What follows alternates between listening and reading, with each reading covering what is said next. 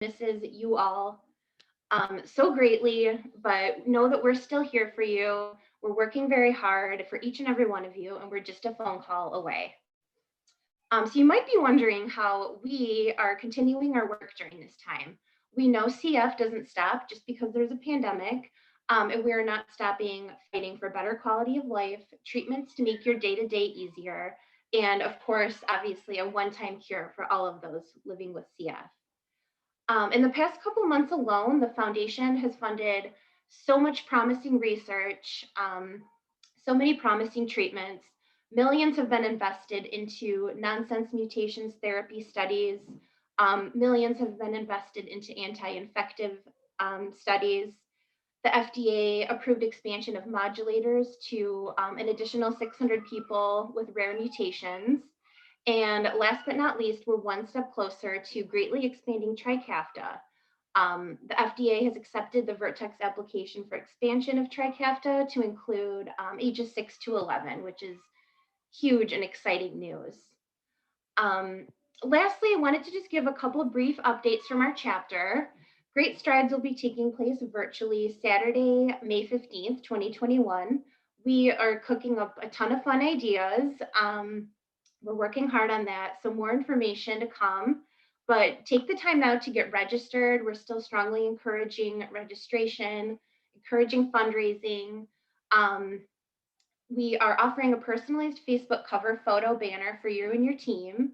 So it will show your team name, and it can also include a picture of a person with CF or whoever the fighter is if you register your team by Valentine's Day. The new Fight CF app incorporates Great Strides, Cycle for Life, Extreme Hike, and CF Climb. There's no longer separate apps for all of those events. It's all in one. It has an activity tracker, the ability to deposit checks, and to easily keep track of all your fundraising and messaging in one simple app. And then I also wanted to briefly discuss Compass, which is the branch of the foundation that handles all insurance, legal, financial, and other life issues. Compass took nearly 1,000 calls last year due to COVID-19 alone. They're still hard at work helping with issues such as job loss, food scarcity, vaccine allocation, and so much more. So keep them in mind if you have any sort of insurance or legal issues, job loss. They can be reached at 844-COMPASS or compass@cff.org. So now finally, just for a few housekeeping tips, you can use the Q&A feature for any questions you have. There's also a chat feature at the bottom to give shout outs and make comments. The Q&A will be monitored during the entirety of the call. If you have any questions, the appropriate member of the care team will do their best to answer. If we run out of time and can't get to all of the questions, the care team will follow up with you afterwards. So as I mentioned earlier, the call is being recorded. So if someone missed it, we can send out a link in the next couple of days. The last thing, if you would like to use the chat feature, just remember to change it to all panelists and attendees so that it can be viewed by anyone on the call. So now without further ado, I'm going to pass it off to Katie Hall. Thank you, guys.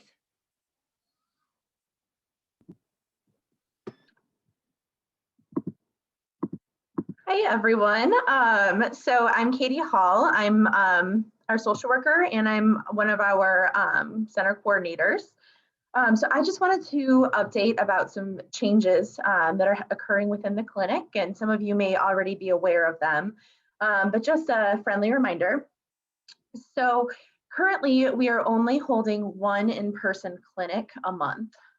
So what we found is that when we've offered more, we're having a really hard time having folks wanting to come in, which is absolutely fine. We appreciate that. And so that's why we're doing primarily virtual visits right now. That being said, we don't anticipate that virtual visits are going anywhere even after the pandemic. What that's going to look like, we're not sure yet.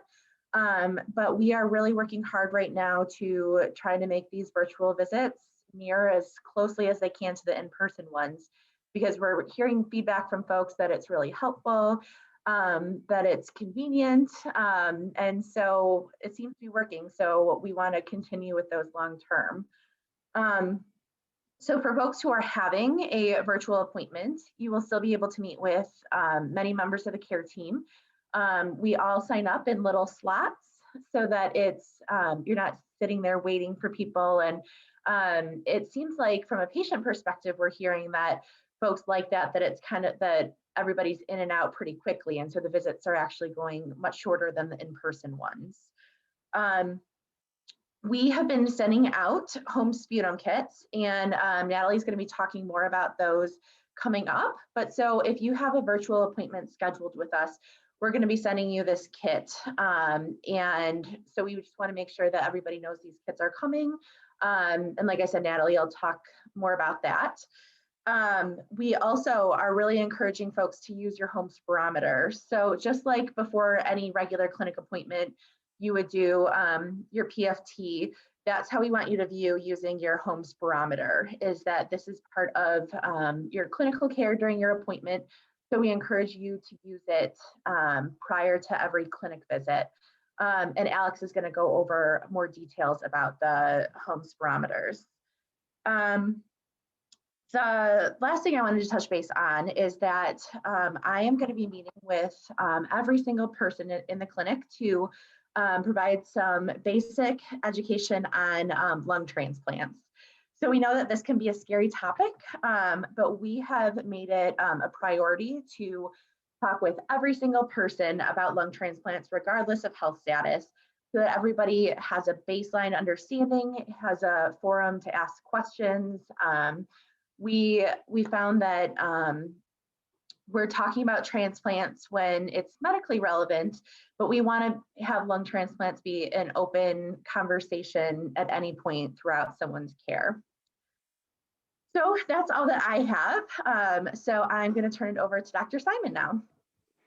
Yeah, thanks, Katie. Katie has gone over all the great lengths we've gone to try to maintain your ability to get care from us, whether it's in person or using the virtual visits. We're working really hard to make sure that there's a mechanism where everyone can keep their care going. One of the things that we watch very carefully is to make sure that you don't run out of medications, and that either by at the time of your visit or by sending messages through the portal that we're able to refill them. One of the things that we found out from looking at the rules from our clinic in general is that there's a requirement that people be seen at least once a year in the clinic, and that could be virtual or in person for us to be able to refill them. I suspect that everyone on the call today, probably that's not an issue, but we do have some people that sort of fall off the map and we have difficulties locating them. And then they call in for refills and we're not able to do it if it's been a year since we've seen them in clinic. Being in the hospital doesn't count. We do need to have the full team be seeing them in clinic. So I thought we should just put this out so that everyone is aware of it. But again, just from looking at the names here, I don't think that's going to be an issue, but I did want to mention it. I wanted to shift gears for a minute because I want to tell you of some changes that are going on in our clinic, in our program, and some additions as well that are happening. As some of you know, I will be retiring at the end of June. It will be 40 years that I've been here at the university and working with CF for the majority of them. It's been a great ride. It's been a great privilege to be able to interact with you, but all things come to an end, and mine will at the end of June. There's a couple things I just wanted to pass on, and that is the adult program leadership. So although I've been sort of front and center for a number of years now, in reality, both Shijing Jia and Tom Sisson have had very active roles, and really beginning a number of months ago, they have been actually serving and named as co-directors for the program that I am working to shift over all the leadership to them. I think this is going to go very smoothly, and it shouldn't really affect, from a patient care standpoint. I just wanted to let you know that although I will be retiring, that you're in good hands now. And also we have both Katie Hall and Natalie Zedro, who are our adult program coordinators, who will definitely be here. The other thing is that I have been communicating by portal message and then also in person about, patient care and what's going to happen when we have the shift over. And we're very fortunate because we've been always had a really nice complement of physicians that can be involved with your care. But we're really fortunate that we're going to have Sarah Brown join us. She'll introduce herself in just a minute. But the majority of my patients are going to be given the opportunity to move over and to be taken care of by Sarah. Now, Sarah has been in our training program, so she knows CF very well, and she knows the CF that you've been accustomed to because that's how we practice, and that's how she's been, learned her CF by having it how we do our job as well. We recruited Sarah from a number of different individuals because she was far and away the most talented and the one that showed the real dedication to the CF program. So I just wanted to pass on that information. And Sarah, if you could turn on your video and maybe say just a word or two. Hi, everyone. I'm Sarah Brown. I'm one of the Pulmonary and Critical Care Fellows, and I'll be joining the CF program as faculty in the next few months. I'm looking forward to working with everyone, and it's a great privilege to be able to work with all of you. So I really want to thank Dr. Simon for that introduction and for everything that he's done for me and for the other members of the care team who have really welcomed me with open arms. Yeah. So we have a good plan for that.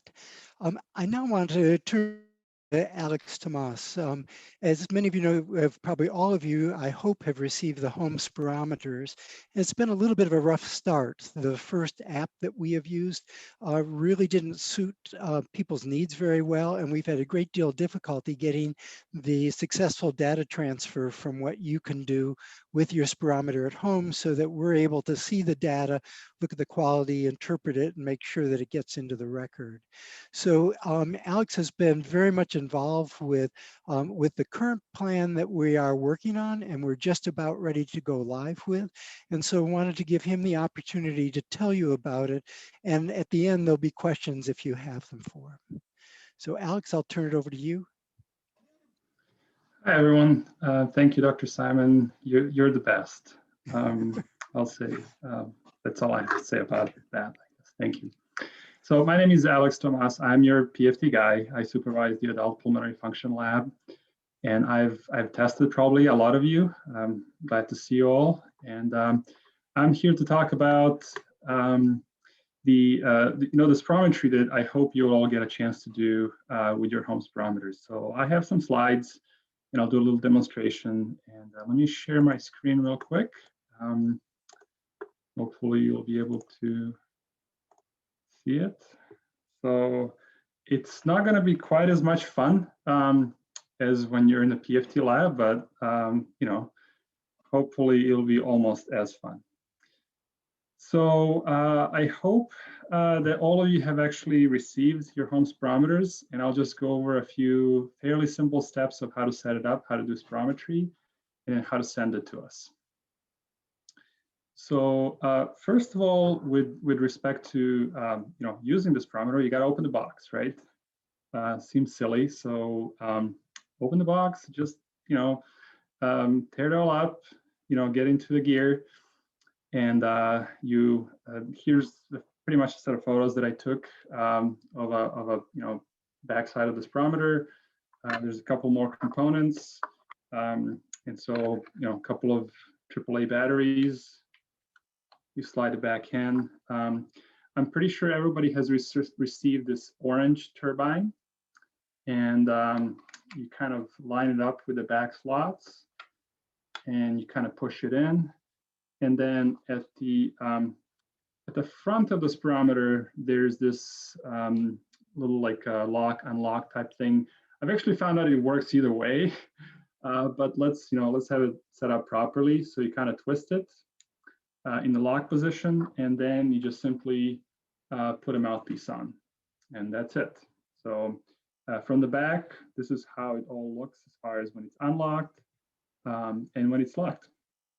And your final product should look something like this. So since this isn't my spirometer, I'm going to use a filter similar to the one that you use in a PFT lab, but you won't have to share with anybody, obviously, so you just use the one that's on the photo.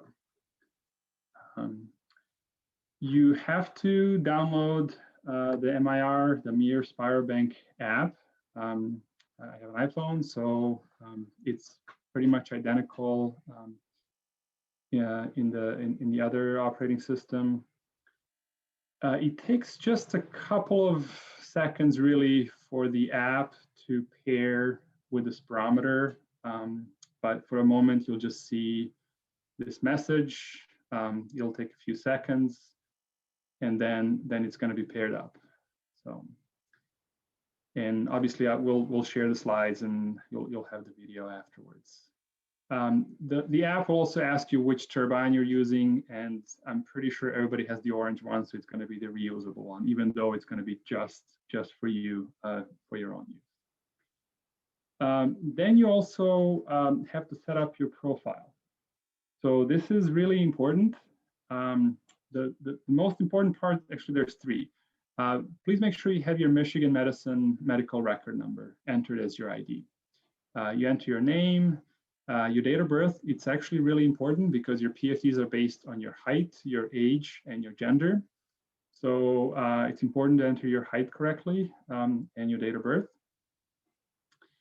And then you at the bottom left click on the test, and you're supposed to do spirometry, right? So the app gives you some instructions, which I kind of scribbled over. And when you come into the PFT lab, we are, hopefully all animated and energetic, and we try to emphasize that blast, right? And that's what the app doesn't tell you, but this is what I'm telling you right now. I'm really trying to emphasize that that's really the most important part of your PFT. So you breathe in as full as you can, as soon as you feel like you're full. Without hesitating, you blast the air out as fast and as hard as you can. And when we're testing you in a lab, we're waiting for a plateau in the exhalation where we're seeing there's no more air. You won't really be able to see that, but I would say blow out for at least 6 seconds. And then, of course, we ask you to breathe in as fast and as hard as you can. So I will do, so you don't have to hold the phone and the app and the spirometer at the same time. You just, start the trial, and I'll do a quick demonstration. Those of you who have souvenir with the nose clips from the PFT lab, use it. You can also just pinch your nose. A couple of regular breaths. Big breath in.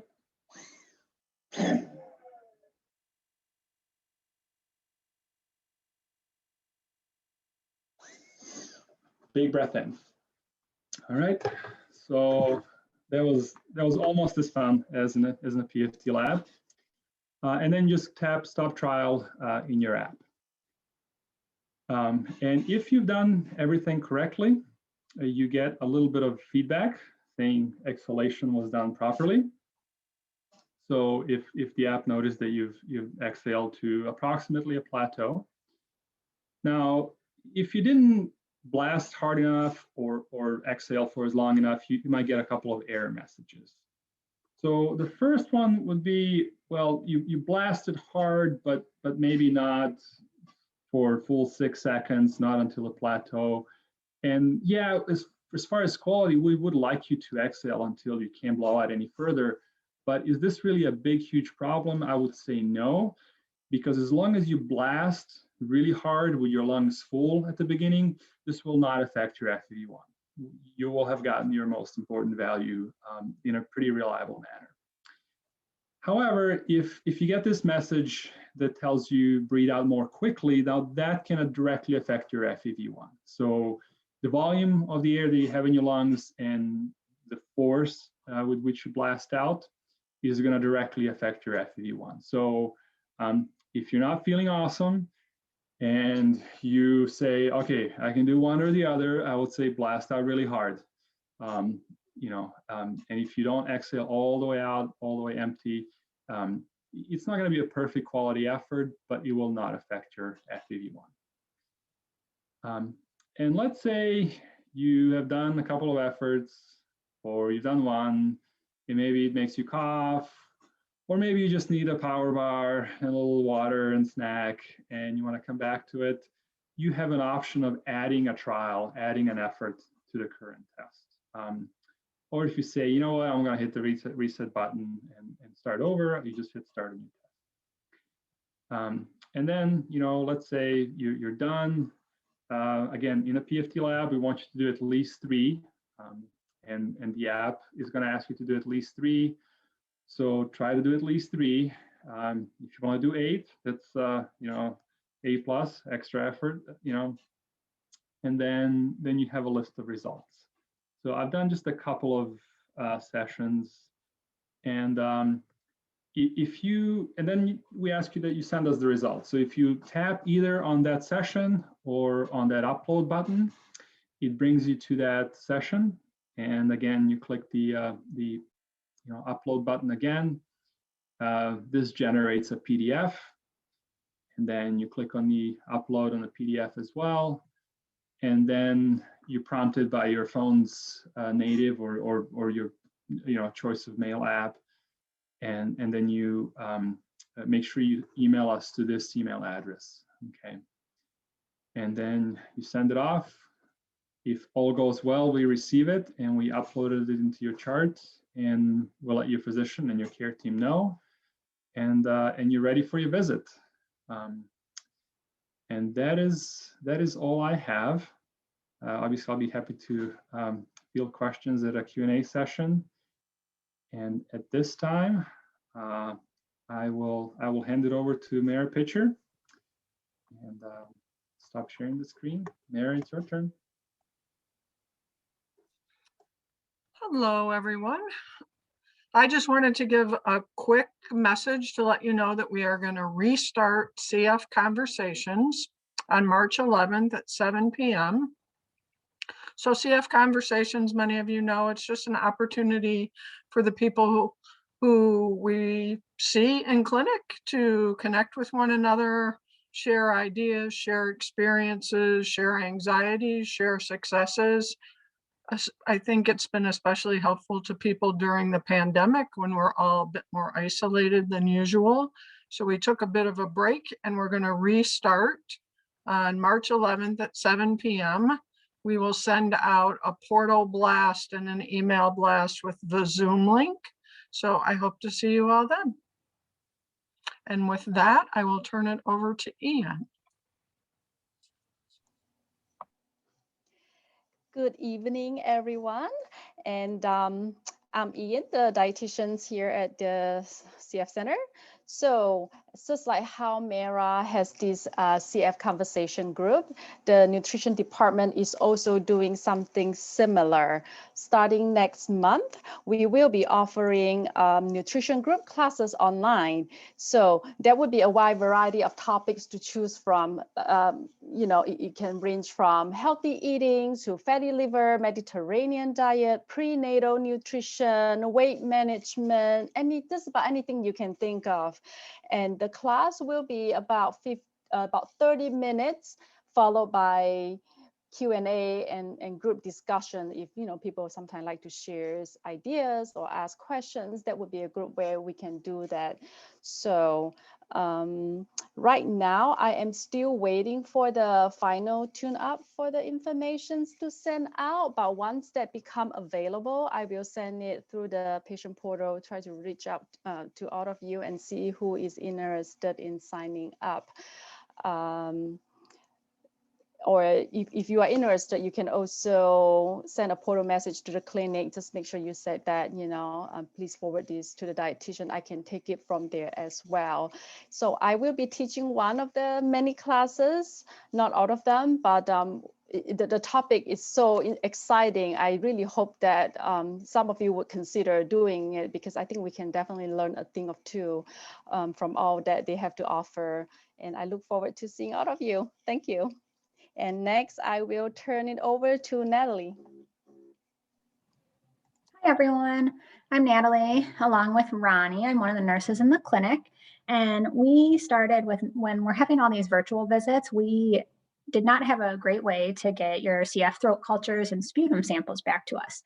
So we started this initiative where we will be mailing boxes. It's a kit that'll come to you guys before your virtual visit. And there's step-by-step instructions in the box that you can follow.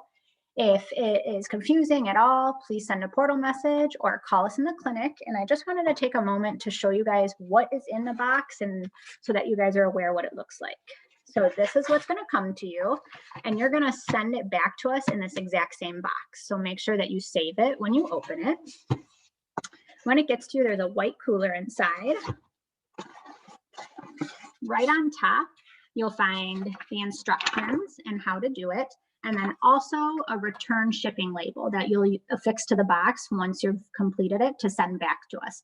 The shipping is already paid for. Your options would be to either, there's a phone number that you can call UPS and they'll come to your house for free and pick it up, or you can always drop it off at a UPS store as well, whatever's easier for you. When you get it, the first thing that you'll pull out are these ice packs. You can put them in the freezer right away. They have to be at least frozen for 24 hours before you ship it back to us. And there's a couple options. We're sending you a sputum cup. If you're producing sputum, you can do that. And if not, we're sending the respiratory swab. There's a picture on the instructions of a mouth that kind of shows where you're supposed to go. You can either have a family member, a friend, someone else do it for you, or I've had quite a few people look in the mirror and do it, and it's been pretty successful. The next thing you'll see is some tape to tape the box back up when you're ready to send it back to us. There's these two pads that you can set down to put the cap on to keep them clean when you're doing the specimen.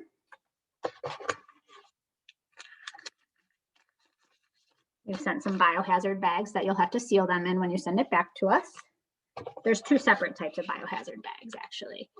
Most people have been using these, but there's just two different ones included. The other thing that I don't have with me that'll be included in it is your labels with your name on it. It is imperative that you make sure that your name is on the tube once you're done with it, so that when we get it back, we can ensure that it's yours.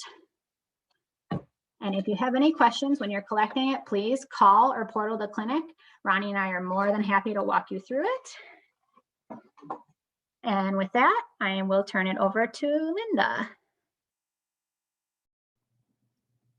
Thank you. Hi, good evening. My name is Linda Fitzgerald. I'm the clinic pharmacist, and I was tasked to speak to you about the COVID vaccine access and a little bit about the vaccines. I'm going to go ahead and share my screens. I just have a couple slides tonight.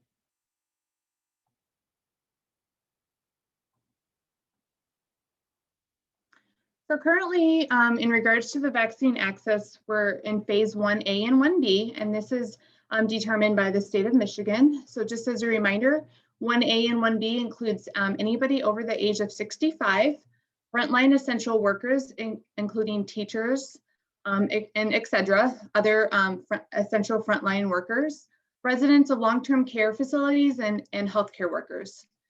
But there's been a change in the vaccine access, and a lot of the allocation of the vaccine is now sent to local health departments. Probably about 60% of what the state gets is sent to the health departments and retail pharmacies. That leaves about 40% of the vaccines being divided up among the health systems in the state of Michigan. So at Michigan Medicine, we have a separate COVID-19 vaccine team. This vaccine team is responsible for any invitation and scheduling. This means that it is a centralized access, that no clinics will have access to any vaccine. So all invitations and scheduling will go through that COVID-19 vaccine team. Knowing that there's been a change in the allocation of the vaccine, we are now urging all of our patients who meet the criteria of 1B to sign up with local health departments or retail pharmacies, as they may be able to obtain the vaccine, and you may be able to get scheduled a lot quicker than what we could do at Michigan Medicine. So that is our current recommendations. Local pharmacies that have been allocated the vaccine or include Meyer and Rite Aids in the state of Michigan. So then my next slide, whoops, Okay, is a little bit about the different vaccines that are current and upcoming in the US. And so the first two that I've listed here are the Pfizer and the Moderna vaccines, and they're both have the same technology where they are mRNA vaccines, meaning that the mRNA makes the spike protein. The spike protein then triggers your immune system to produce the antibodies. Once that occurs, the mRNA is broken down and it is not left around, so it should not go into the genetic material. And I know there's been a lot of concerns about how it could affect people's DNA, but that is not the case. With both of these vaccines, you do need to have 2 doses. So typically day 1 and then day 21 for Pfizer and day 28 for Moderna. The CDC recently did send out some guidelines saying that as long as you're within 6 weeks of the first dose, that you should still go ahead and receive your second dose, as that is a common question for people if they're not able to schedule their second dose at the recommended interval. But of course, if you can get to as close as the 21 day if you receive the Pfizer, or the 28 days for the Moderna. In regards to efficacy, in the trials, it showed that it had about 95% efficacy for both vaccines, about 7 days after the Pfizer's second dose and about 2 weeks after Moderna. In regard to side effects, they're very similar. We do expect to have immune response because that is an expected vaccine response. A lot of the side effects include pain at the injection site. You may have swelling, fatigue, headache, muscle pain, chills, fever. I've heard from a lot of people who've received this vaccine is that typically the second dose has produced more side effects. So just to kind of be aware of that. There are also 2 other vaccines that are up and coming in the sense of they do not have the emergency use authorization in the US as of right now. The first one to mention is the Johnson & Johnson one.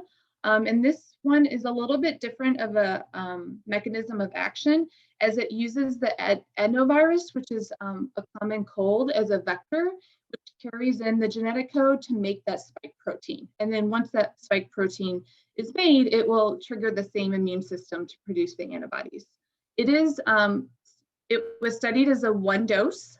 So that's the benefit of that one, in the sense that there's no follow-up dosing. And there's also less storage requirements. So that's a very attractive vaccine for like pharmacies to stock and to be able to produce or to be able to administer. In regards to efficacy, it may have, in the news, it really had a lower efficacy if you compare it to the Pfizer and Moderna, in the sense of around 66% overall for moderate to severe disease. However, the most important point to note is that it protected 100% against hospitalizations and death, which is really a key point, that any protection is good. And if we can protect against hospitalization and death, and then that's the best option. As I said earlier, it has an application to the FDA to obtain the emergency use authorization, which could be granted as early as probably March. Early March is what I've heard. Of course, it all depends on the FDA. Another vaccine that's in development is AstraZeneca. It's been approved in other countries, specifically the UK, and I believe in some South African countries. It has a very similar mechanism of action as the Johnson & Johnson, and it does require 2 doses. And it's a little bit of a different interval, in the sense of anywhere from 4 to 12 weeks apart. I believe that FDA was waiting for the US trial and to be completed before obtaining US approval. Again, about 90% efficacy. And again, all vaccines show that there's 100% efficacy preventing hospitalization and death. Now, these vaccines do have limitations. Unfortunately, none of the trials included pregnant or breastfeeding or immunocompromised, particularly transplant patients, and then pediatric patients. I did hear that Pfizer was including or having a trial that included from 12 and up, but that has not been FDA approved yet, or emergency use authorized yet for that. So as of right now, the lowest would be less than 16, and that I believe is with the Moderna vaccine. It is also contraindicated of getting a COVID vaccine within 2 weeks or 14 days of other vaccines. Examples would be influenza, hepatitis B, anything of that nature. And then if you have an allergy to polyethylene glycol, which is a component in the vaccines, and they do recommend that you would see an allergist or an immunologist to really explore that allergy to see if you would be able to be desensitized if you did have that allergy. So that's the current information on the vaccines. Again, we are encouraging all of our patients to get vaccinated, as any vaccine will help prevent against death and hospitalization. So at this point of the night, we are to our question and answer session.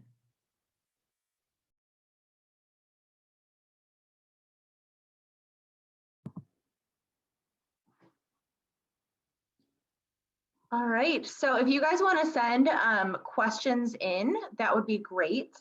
While we wait for some questions, I've gotten some questions from folks prior to the presentation, so I can start with some of those. So the first question is, Dr. Sisson, if you could address this. Once a patient is vaccinated, can you talk about what limitations they're still going to have, or what they'll be safe to, what patients will be safe to move forward doing? Yeah, thanks, Katie. I think there's two ways to think about this. One is to protect your own health, and the other is to protect those individuals who are in your immediate circle, and even those people who you may not know in society. So as Linda just pointed out, the vaccines are really quite effective from having patients go on to develop severe disease. So I think once you're vaccinated, you'll be relatively safe to engage in activities. But the recommendations are still for you to wear a mask and to social distance even after you're vaccinated. And again, the idea is that we don't know at this point that you can't develop a mild infection that you might spread either to your immediate loved ones or to other people that you work with or who are in your local communities. So we're really concerned about containing this virus overall. So with that in mind, we would really like you to still continue to wear a mask and social distance. The other thing we don't really know is in individuals who have an underlying lung disease, what a mild infection might do to their health in the long term. So we're also thinking about your personal health as well, and trying to make sure you continue to be safe until the case numbers really decrease in the community. And I guess the last thing I would say is that, we've all been really cooped up and we all want to get out and do things. And I think it's going to be safer for you to do things if you wear a mask and social distance. I think certain activities are going to be safer than others. I personally am vaccinated, and I'm still quite reluctant to go to a restaurant where people have to have masks off, obviously, to eat. I still wouldn't jump to go to a gymnasium where people are working out and breathing at their maximum capacity. So those, I think, are higher risk activities, but certainly engaging in lower risk activities, I think as long as you're wearing a mask and social distancing, are going to be safer for you to do, so that you can start sort of re-emerging into society. And any questions about that before I have Katie ask the next?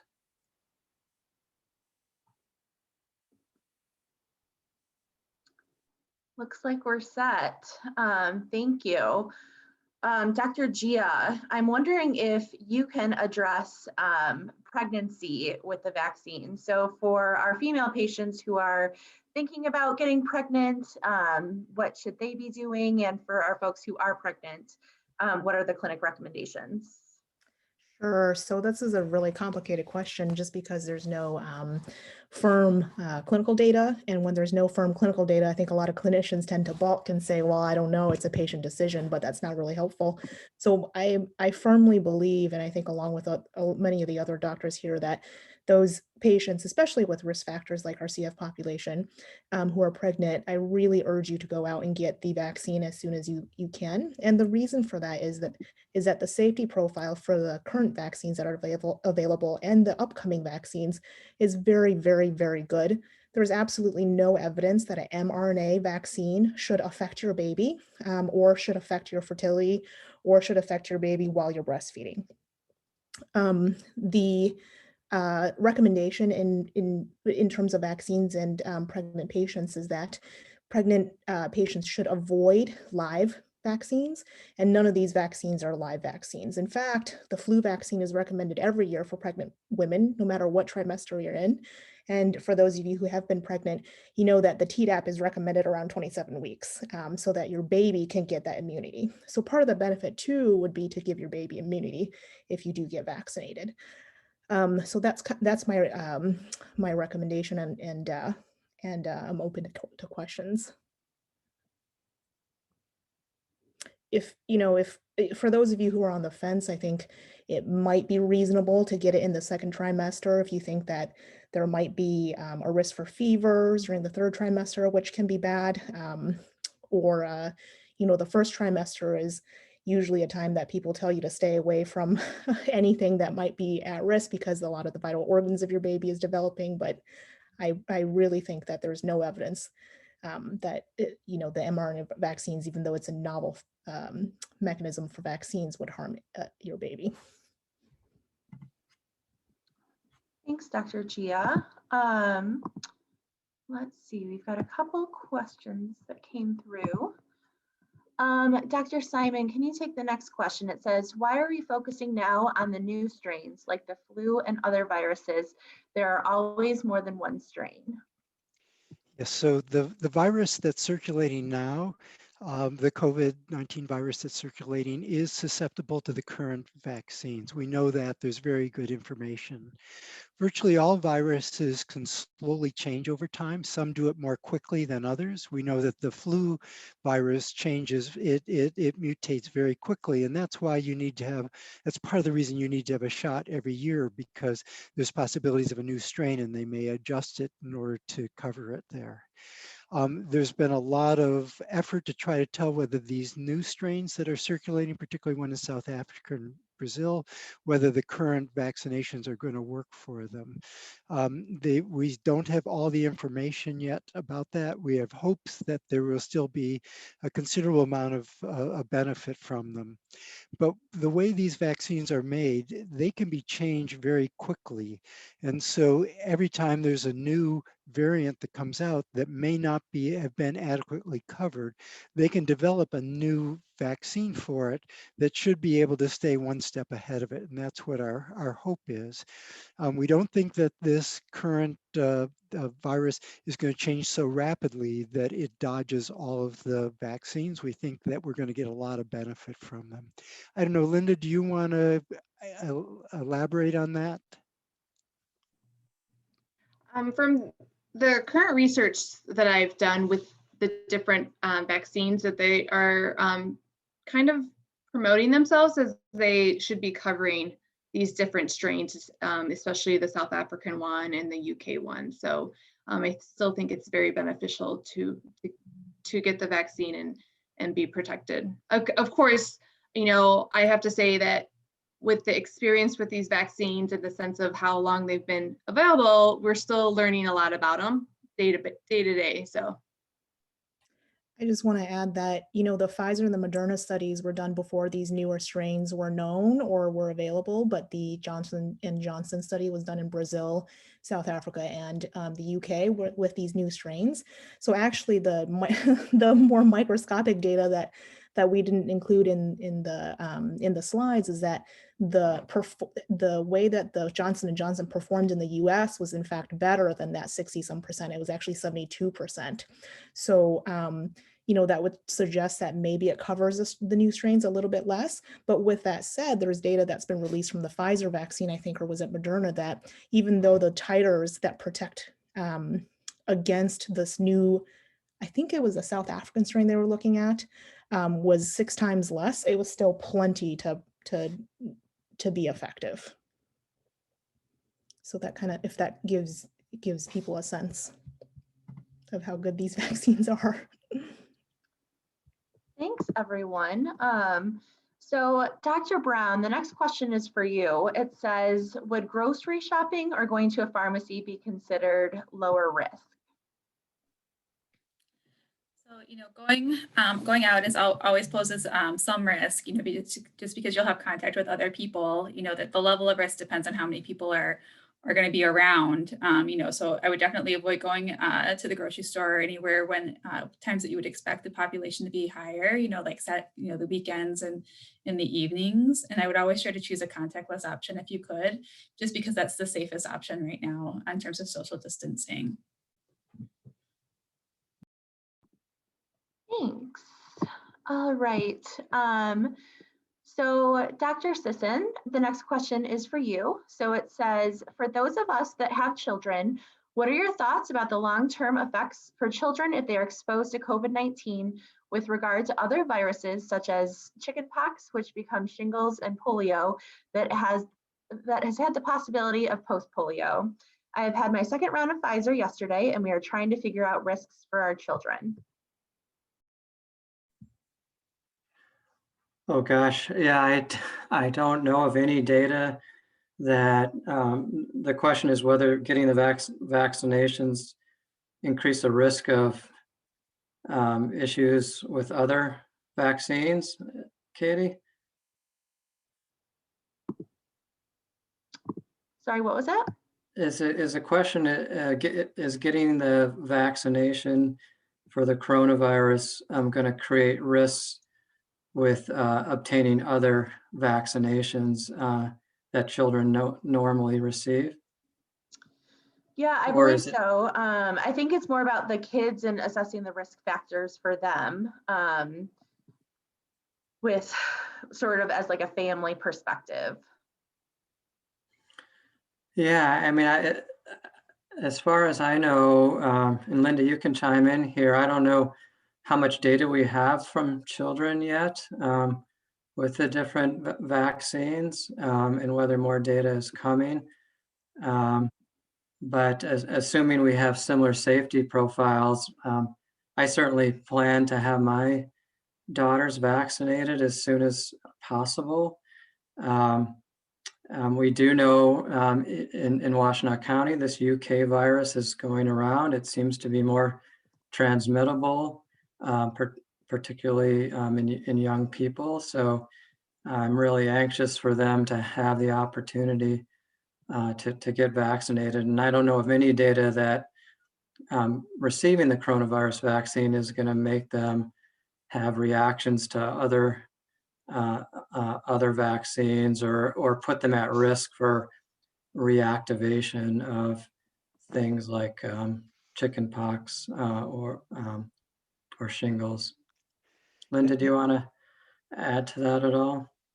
I believe it was Pfizer that is currently studying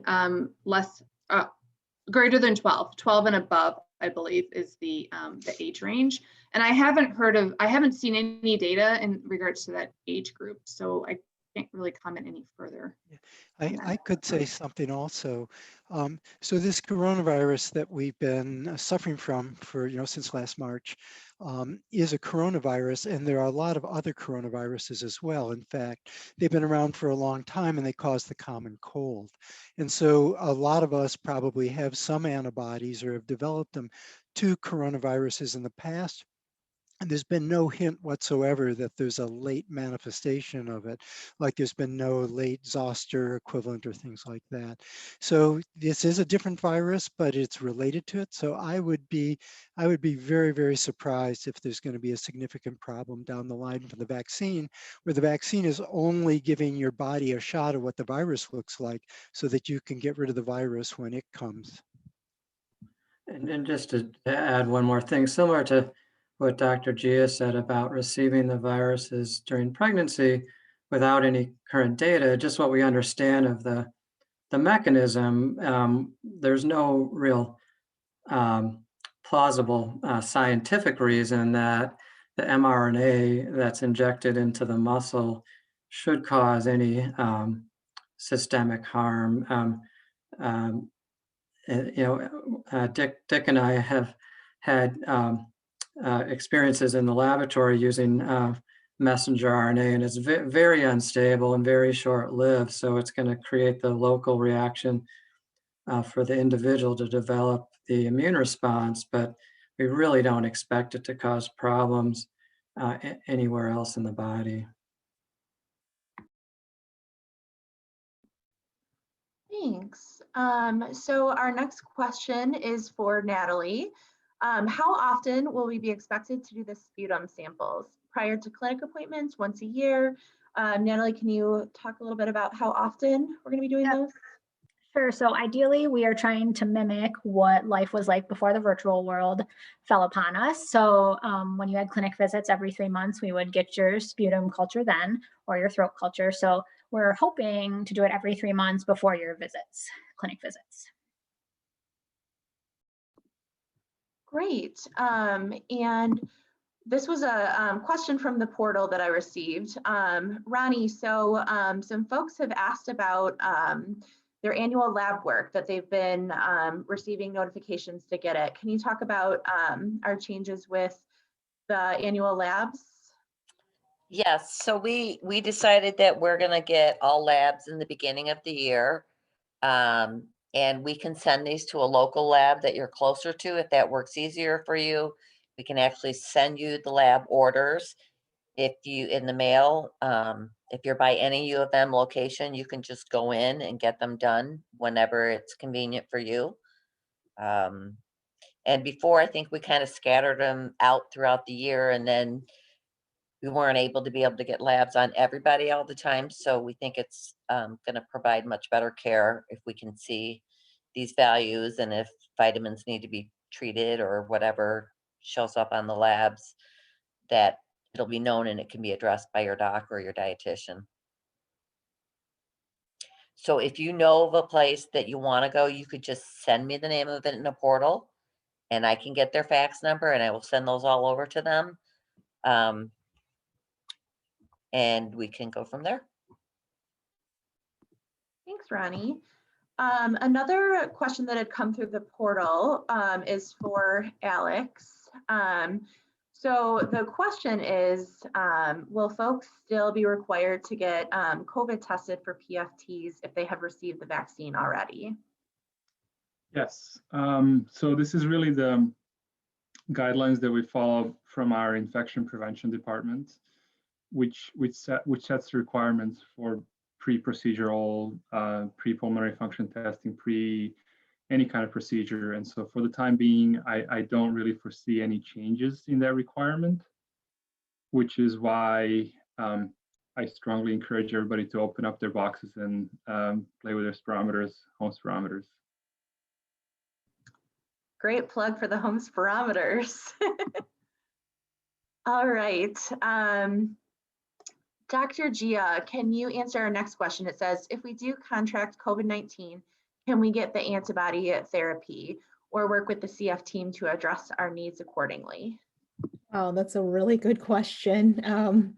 So as many of you might know, these antibody therapies have been available under under a research protocol, but now they've been approved by the FDA under expanded under emergency use access. So U of M does have a supply. So what happens is if you do get diagnosed with COVID, it's really important that you either had it diagnosed at Michigan or you let us know so that we can enter the result into your chart. And based on people who are positive as an outpatient, there is a team that's allocating the antibody therapy for outpatients. If you're inpatient, of course, every patient is evaluated personally, and those therapies are distributed out. And the reason they're doing this is, as with a lot of COVID therapies and testing and everything, unfortunately, there just isn't enough supply for everybody. So they're really prioritizing those who are really sick or those who have a lot of comorbidities and risk factors for severe disease and death. Really good question. In terms of contacting the CF clinic, we're always here to support you. If you do get sick, please let us know. And we can, schedule a video visit just to see how you're doing and kind of support you through that. It can be a really scary time. So certainly we can help you along with that process. But as Linda previously mentioned, we don't have personal access to the therapies or the vaccines, but we can certainly, take care of other things like your healthcare outside of that. All right, it looks like we have one more question, and we're just about out of time. So Natalie, can you address this last question? It says, if we get the sputum sample kit, can we do a swab and the sputum sample? Yes, of course. Send us both. We can run both. The more the better.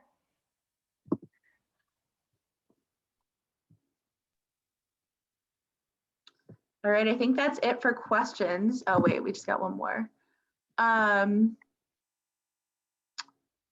right, I will address this one separately, but if you guys have any questions, please feel free to let us know. If you've got these questions, we're assuming that everybody has these questions, and you don't have to wait until your clinic visit. Just shoot us a message through the portal. We're happy to address it. And we hope that you're finding the town halls. I know this is our second one that we've done. And I hope that they're helpful for you all. And if there's topics that you would like to see us talk about in the future, let us know that too. We're always open to the best ways to communicate with everybody.